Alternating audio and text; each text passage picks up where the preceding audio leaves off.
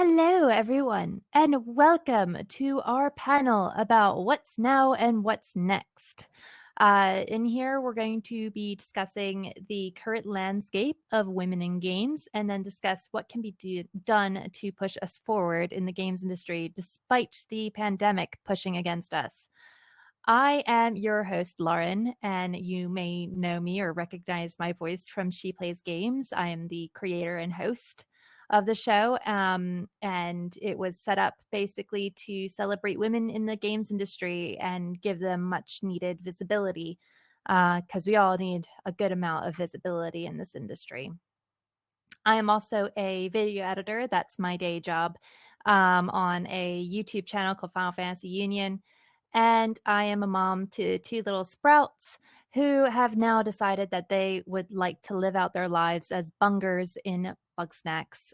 Last night was spent dancing around both children's bedrooms, beating each other, like sort of nudging into each other as bungers and shouting bunger. It was fun. Today I am joined by some lovely women in the video games industry, and if I could now ask for you all to introduce yourselves, we'll start with Audrey.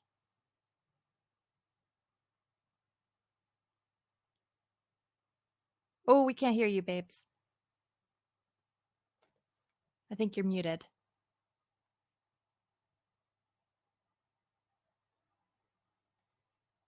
Should we start with Poornima then?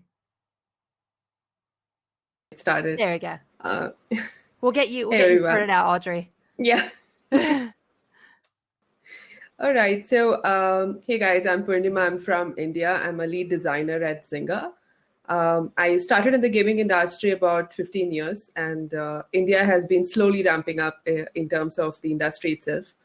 And we're primarily a mobile development industry here and getting into the PC and console space very slowly, but gradually getting there. The indie scene in India has started really well, so that's great news. But overall, I have been a game designer primarily, and I have also played the roles of a producer, product manager, and studio head. I also started two of my own companies, which is an indie game development studio, and I have also consulted a bit with government projects in creating games that are more about, say, voting awareness and gender sensitivities. And proud to be one of the Women in Games Hall of Famer as of 2020. So yes, that's pretty much it. Thanks for having me here. It's great to be in such an august company. Oh, it's great to have you on. And then Elizabeth, shall we go with you? Hi, my name's Elizabeth. I am the studio creative director at Future Games of London. We're best known for the Hungry Shark franchise, which is a really fun series about saving the environment and eating people. It's exploring the oceans, all that good stuff. It's my Friday night. Before that, I was at Cybo in Copenhagen, makers of Subway Surfers. And before that, I was at PopCap Games in Seattle, working on Plants vs. Zombies 2.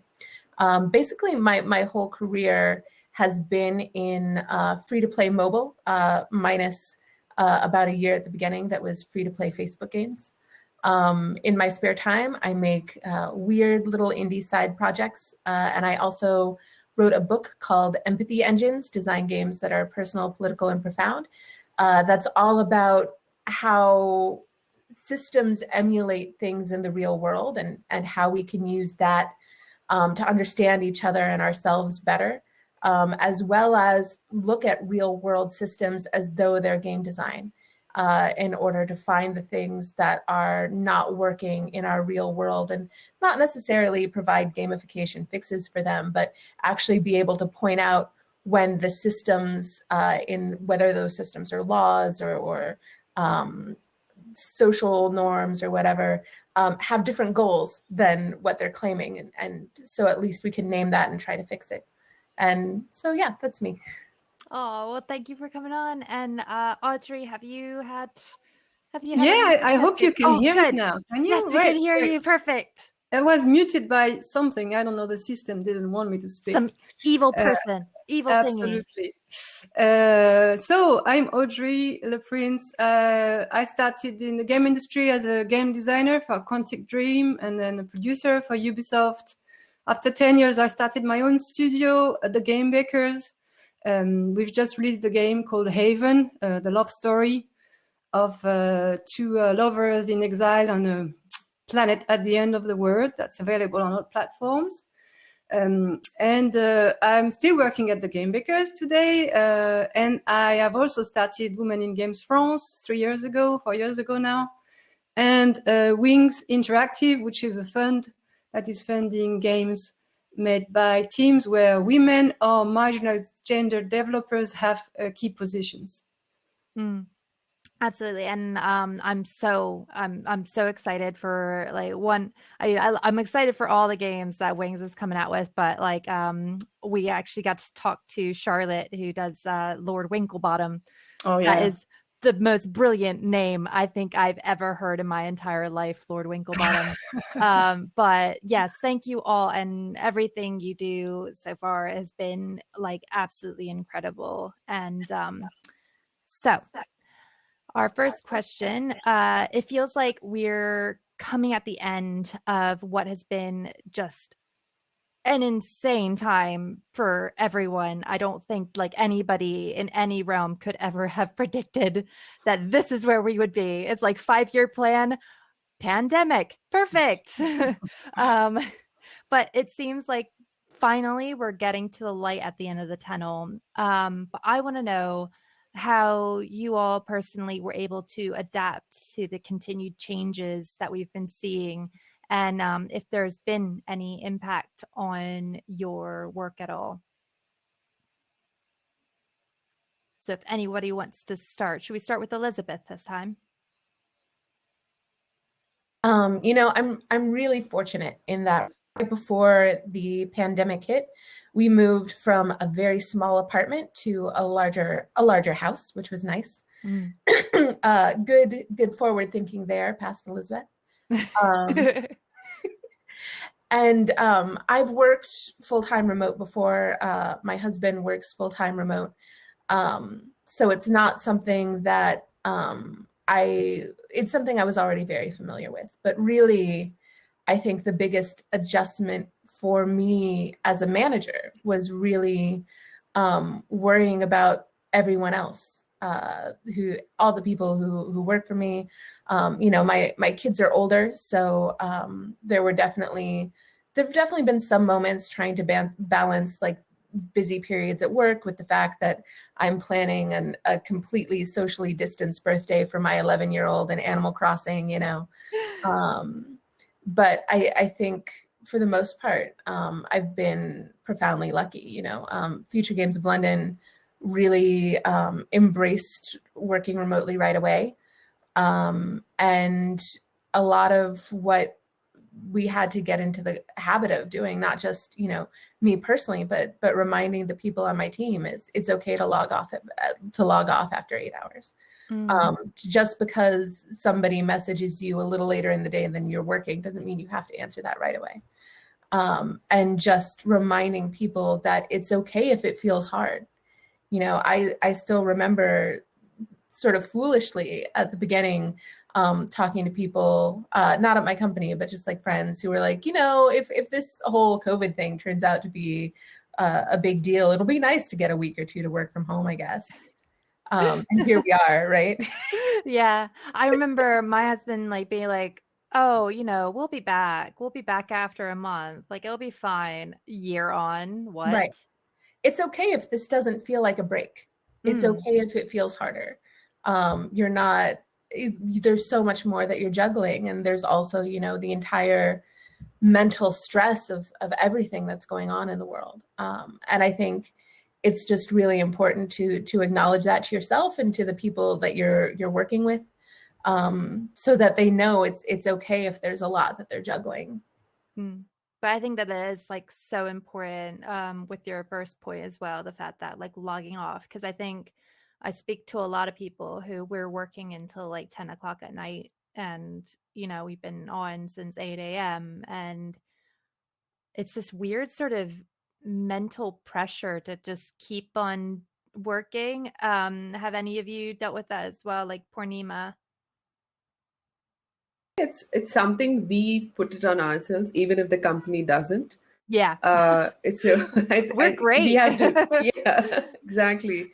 I feel like somewhere, I think with the work from home setup, we feel like we aren't doing enough because we are not in that environment. We are not talking to the people. So I think we bring it upon ourselves to say, okay, yeah, I can extend. And now the office space has become like either right in your bedroom or living room or in your study. So it's just very tempting to just go there and sign in and see what's happening, or just one small thing you want to fix. You're like, oh, why don't I do it right away? And then you don't, I think slowly the time difference between work and life fades away. And you don't realize it immediately, but over time that fatigue catches up. I think Elizabeth said it perfectly well, that it's okay to log off, and sometimes it's okay to even log off early, because people are actually, the performance has improved in this space, because now meetings are very concise. People are only talking about what needs to be done. The productivity has improved overall. So it's okay to log off. The hours we usually have for socializing doesn't quite happen. We try to integrate that in the virtual network as well. We do have our gaming sessions or random chit chats and all of that, because we need, like, as humans, we need that interaction. So, but other than that, even with work, I think in that, I actually got hired into Zynga in a completely virtual setup. So I was interviewed remotely. I got onboarded remotely. For me, the hardest challenge especially was I think working remotely is not a big challenge for me. I used to do that as my indie setup. All of us worked remotely for quite some time, but that was a team I knew about them, right? So it was much easier to coordinate and work. Now here, when I joined Zynga, and it's a new team, and to understand them, to scale up, and then, understand their problem areas of working from home and everything else, that took a while from personal side of things, but I think it was much easier after that. But yes, I think those who have children and they don't have a private space, I think same as Elizabeth, because I was doing a consulting business, I actually moved into an apartment where I have a dedicated office room. So it's super convenient for me, and I probably would prefer never going back to work unless it's really needed. But yeah, so I think, but not a lot of others have that flexibility and that privilege, right? So we need to figure out how they can scale up into it. And thankfully, we have provided whatever means necessary as a company. And as managers and individuals, we have ensured we are taking care of them. And even in terms of them wanting to take off or just, snooze out in some of the afternoons, all of that don't come handy when you're working in the office, where everyone is probably looking at what time you're coming, what time you're leaving, and things are monitored a little bit more strictly, I would say, which there are pros and cons. I think we will get there as another question. But yeah, overall, I think this setup has worked well for me. But understanding how others are facing this as a problem is also something we'll have to realize. I think that, like, the fact that, yeah, starting in a company that was like remote, like starting in a company remotely, it is like, how do you sort of manufacture the sort of office banter? I think that's like the thing that I'm always curious about, is just like, what do you do to get that office banter at home? Because you can't like just I'm gonna make tea, but I'll pretend I'm making you another cup of tea alongside mine. Like, how did you sort of cope with that aspect, like getting to know people? Took a while, but I think I think the team also did a credible job for that. My manager connected me with certain members of the group, and then I started initiating more larger team meetings. And within my team, I think the easy way for me to do was, I said, okay, let's start doing every Friday or every other Friday game on sessions, where we just pick up any game and start playing just for an hour and just snooze. And that gave us that opportunity to just talk to each other. General banter kept coming. And I think slowly also getting into the women network. So women at Zynga India, we have a larger group as well as in India. So then talking to a few folks there, then setting up some smaller meetings with them, even if it is just, we try to be very limited with how we are doing meetings because we don't want a meeting fatigue that's already happening. So we try to do it as much over Slack or like just a 5-10 minute conversation of, hey, how's the day going? What's happening? What do you do? And I think the best part for me was they arranged for like a buddy system. So I had a buddy who was taking me through for like a good 2 months of making me understand what Zynga India does, who are the Aw. people. So that was really helpful. And we have started doing that system for everyone who joins in this remote setup. So everyone's assigned a buddy to take them through preferably from another discipline. So they have that other connect, not just necessarily from their team. So all Yeah. these small things kind of helped. Oh, that's so cute. I love the buddy system. I think that that's amazing. I want that in normal work to just to have a buddy, like just have somebody who's already got your back when you get there. Like just it just feels so nice and welcoming. And then how about you, Audrey? How has your work changed? Because I mean, you have like quite a few things going on, quite a few plates. Well, we are very, very lucky at Game Bakers because we've always been a remote team. So we've been remote for 10 years, making our 6 games. You're champs. Completely remote for 10 years.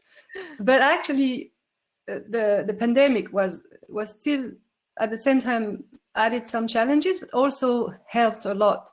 I have to tell you that before the pandemic, I had to fight to do a meeting virtually, not to take a plane to Paris, for instance, or not to attend a meeting in person.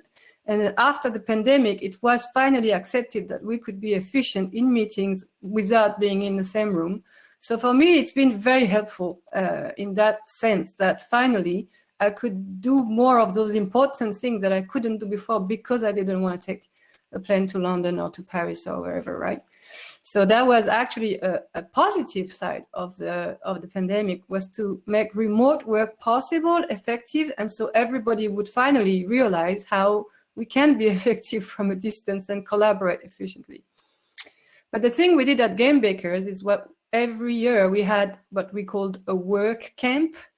So we would gather all together in a nice house in the south of France with a swimming pool or the sea or whatever, and cook and work there for a while together, like either at the beginning of a project in conception phase, either towards the end, when you have to really get together and get your beta version together. And this we couldn't do anymore. So we had to compensate that because it was, especially we had a lot of newcomers in our team. So it was really missing. So to compensate, we couldn't find better ideas than what you all have said, which is we still have coffees on Slack, or teas and coffees on Slack. We have virtual lunch together, and we have parties also. We made some parties where we play games and celebrate the launch of the game, also on Discord. And next week we are going to Haven has been nominated at a ceremony, the Pégase, the French Pégase, French Awards, and we are all going to gather together to watch it together and dress up and have some champagne if we win anything. So we still have to recreate all of those moments.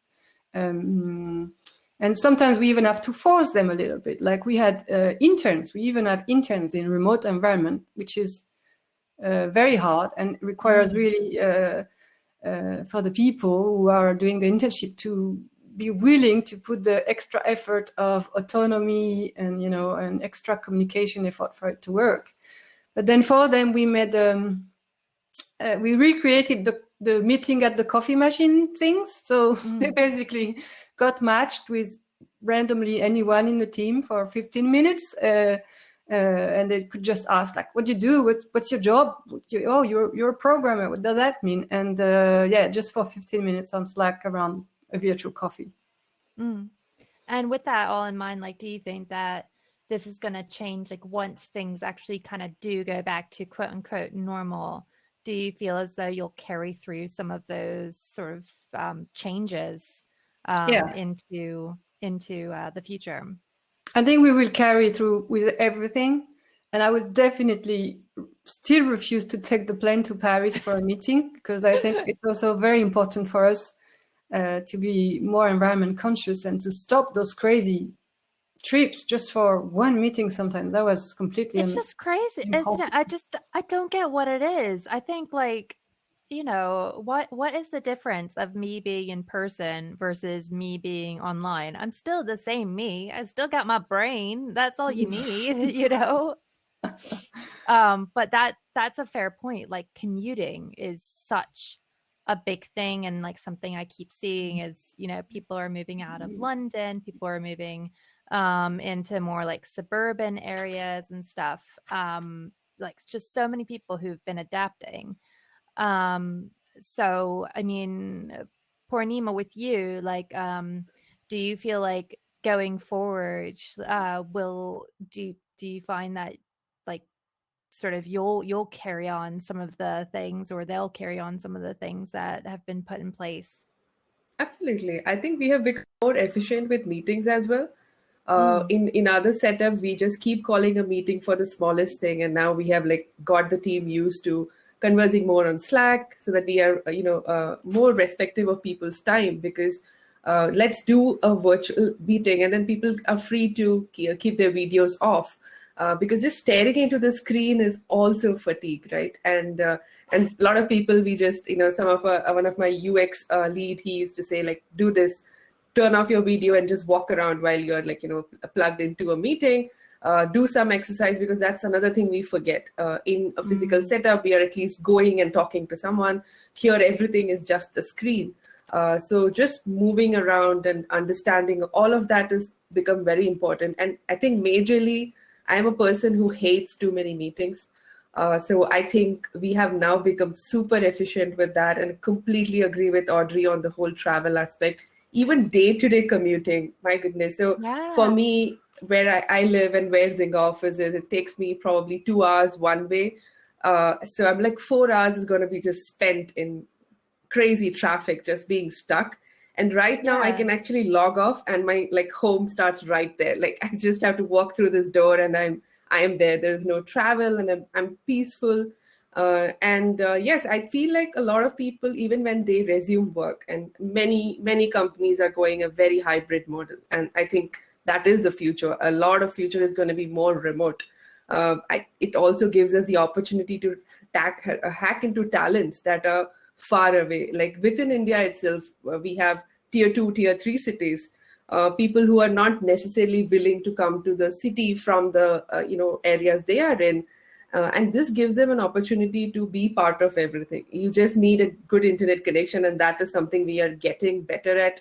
And that's it. That's all you need to work with any organization you want. And in fact, as long as you're able to work with the timings, that's open globally. It's not even restricted to your country anymore. So I think this has opened a lot of avenues for us. And these practices we should carry forward. We should be smarter about it, environment conscious, respectful of people's time, and all of that. I think what a lot of organizations couldn't do because of management, COVID did it for us. Yeah. Yeah. Oh my gosh. If I had this happen, like I don't wish this to happen in any case, but I remember like back in the day, I like fought tooth and nail to try and convince my employer to maybe consider working from home. And they were just like, no, because we can't watch you. And just like, come on. Like, you pay me. I'm not gonna just slack. Like, yeah. But either way, one of the things though, like one of the challenges I think sort of face is sort of showing off versatility and showing off sort of our skills outside of maybe our role that we are assigned to. So I just want to talk a little bit about like what we think, how we think women in the future can show off their sort of transferable skills within their job, because at the moment there's not really a chance to be sitting in an office and being like, I can do that, like I can help with that, or like actually seeing somebody come up and say, oh, well, maybe they can do that for us. What would you have to say about that, Elizabeth? I do think that one of the big struggles that remote working sort of brings to the table is that regardless of how much you try to sort of recreate the talk in the kitchen or that kind of thing, everyone sort of defaults into silos, because if you're not working directly with somebody, it feels very strange to like set up a meeting with them or that kind of thing. So in that case, I think it's really about cultivating relationships, not just like a stronger relationship with your manager, but also relationships with the people on your team who are in different disciplines. Those people, one of the things that right now, for example, or rather a few months ago, when I sort of had the most responsibilities, I was managing live operations, product management, production, game design, and UX design. That's a hefty plate. And we spun off live ops and product management into their own department, which is awesome. But I think it's part of how that happens is making it really clear that, like, I've always said, like, I'm a data enthusiast. I'm not a data analyst. I'm a production and agile enthusiast. I'm not a producer. Yeah. So showing a genuine interest in the other disciplines that you're working with, really learning how to speak their language and how to translate for other people, I think you'll find yourself in more and more of those conversations, because the first thing that will happen is that those people will ask, you know, if they're having trouble with something in your discipline or something, they'll be like, where's Poornima? Or where's Audrey? Like she can help us with that. So just showing, sort of walking that fine line between saying, you know I don't know as much as a discipline matter expert, but this is something that I don't just care about, but I think it's really cool. And it's something that's important to me. You'll find a lot of allies in other disciplines who help you sort of bring those skills forward.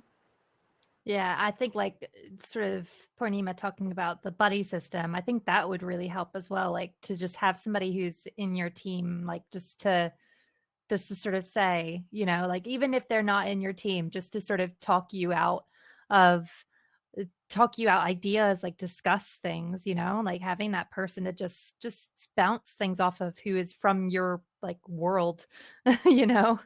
But how about you, Audrey, as well?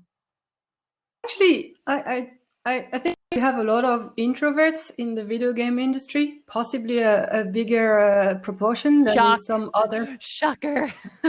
And actually, I find that the fact that we are now communicating everything on Slack or whatever software your company uses makes it a little bit easier for someone to say, I'd like to give it a try, you know, because and everybody's like, it's not like you're like, someone just said it in the room and you're the little voice coming after, oh, I could do it too. Then you just write it down, and then the several people will write it, and then the person sees everybody and then can decide after, you know. So it also helps a little bit more to go and say, yeah, I know how to do that. I also have skill there, and yeah, I'm here, look. And of course, yeah, it's all about being in the discussion where it's gonna happen, and that could be a challenge.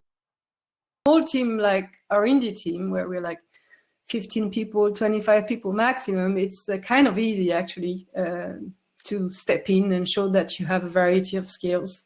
Yeah. Do you feel the same, Poornima?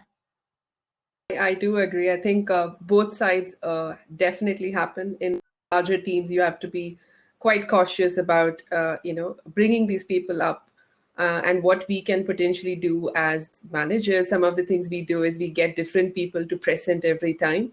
And whenever I can, I take some time out so that I can prepare them for the presentation so that they don't feel too awkward presenting it.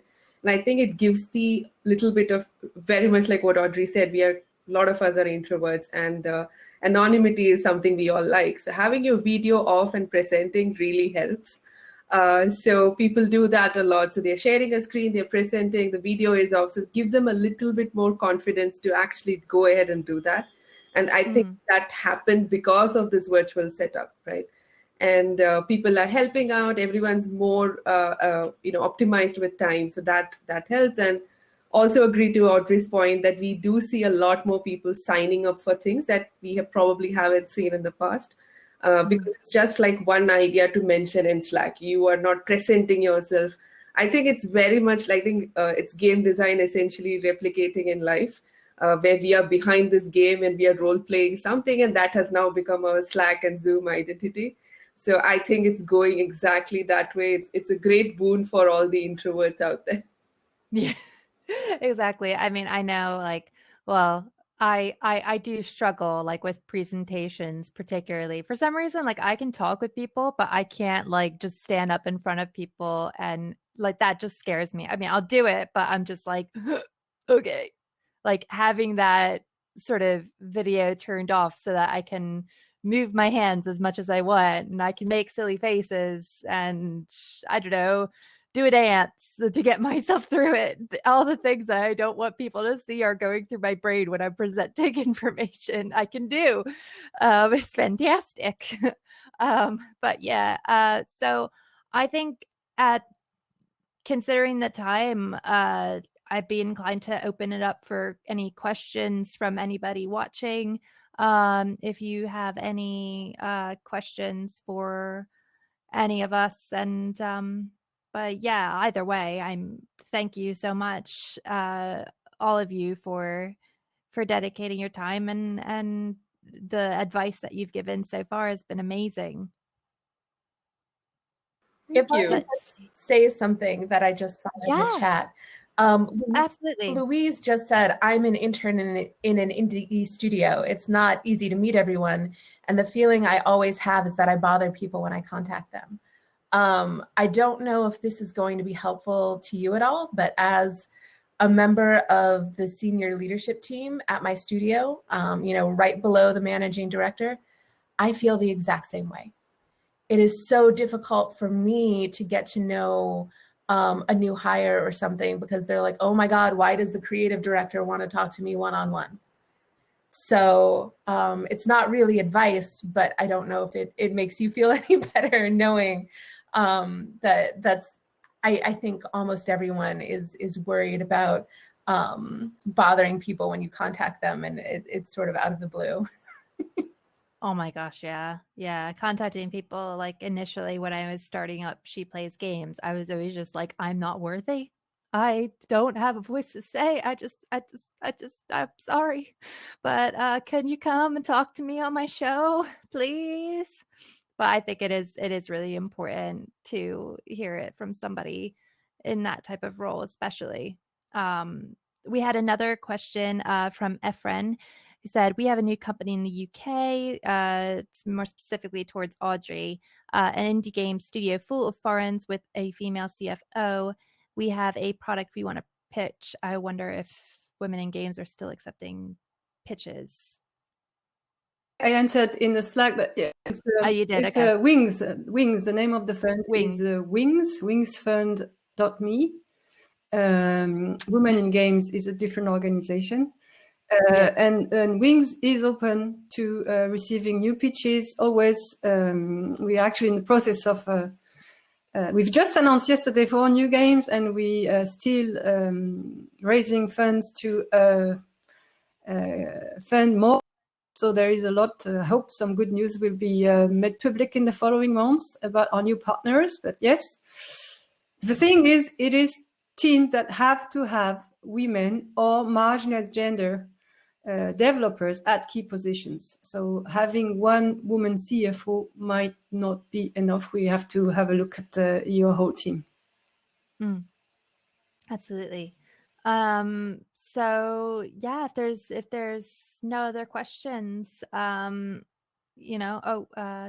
important. Oh, thank you so much, Ella. Thank you. And thank you everybody who's come and had a chat with us. It's been really amazing. Oh, oh, you're welcome, Lily Salmon. And yeah, so thank you, Poornima, Elizabeth, and Audrey. It's been such a pleasure talking to you all. Thank you, everyone. Thank you. Thank you, so Lauren, much, for doing Laura. such a great job moderating. Oh, thank you. Well, you know, I just like to talk, so it's all gravy. But yeah, I hope you all enjoy the rest of the expo as well. It should be a lot of fun. There's a lot of great talks coming out, so definitely keep a lookout. All right. Bye, everyone. Bye, everyone. Thank you. Bye.